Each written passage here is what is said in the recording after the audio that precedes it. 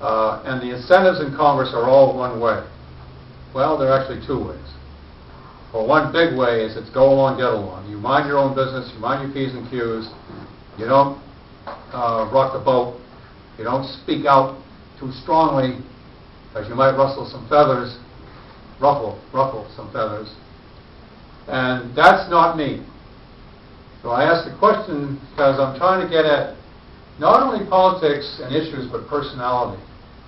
You know, what kind of personality do we need at this point in time, given the problems we have to face? And this day straight out, I am the best qualified candidate in this race. I'm the only economist running at a time when economic problems are the first priority category of issues. I've got more international experience than any of the candidates in a time of globalization. But more important, we're getting at what David was latching onto, and he's an entrepreneur, and so am I. We really need an entrepreneur. You need a scientist.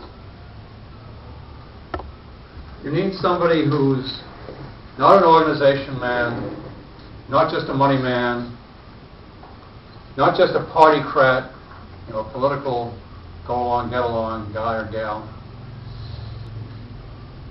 And you don't want somebody who just plays politics in the present tense.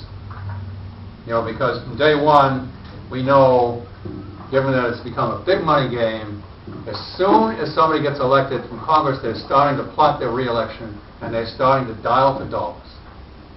You know how much they have to raise in order to meet the entry level of running for Congress? The entry level now is at least $1 million. That leaves most people out of the game. And I'm deliberately, by my choice, running a low-budget campaign because I don't like dialing for dollars. I like meeting people. I like listening. I like going to their homes. I like them to talk to me. I like to start a conversation. And I learn as I go. I learn so much.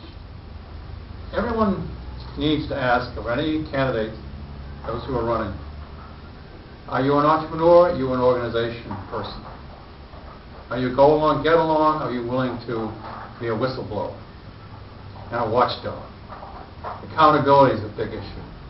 And another difference for the other candidates is I've demonstrated in my private entrepreneurial business life how to not only hold the corporations accountable, but how to demonstrate how they can be accountable in terms of their performance and build on that to improve. You really want to know what's going on and how to improve things. You talk to the person who's working on the shop floor, who's doing the work of that corporation from the bottom up, and you don't start at the top, you start at the bottom. Well, I'm not going to talk to you about issues. You're going to ask me about them, and I'll give you straight answers. Okay? I'm really driving at is that there's a need to pay attention to how the Congress does your business because it's not doing your business very well. And so you need in the Congress a change agent who knows that the rules of the game need to be changed in Washington if we're going to handle any issue better. This affects the cross-cut across the board of issues in Washington. How Congress conducts itself in dealing with issues. And we got terrific problems with interest groups. As you know, it's a big money game. If you want access, you have to pay for it.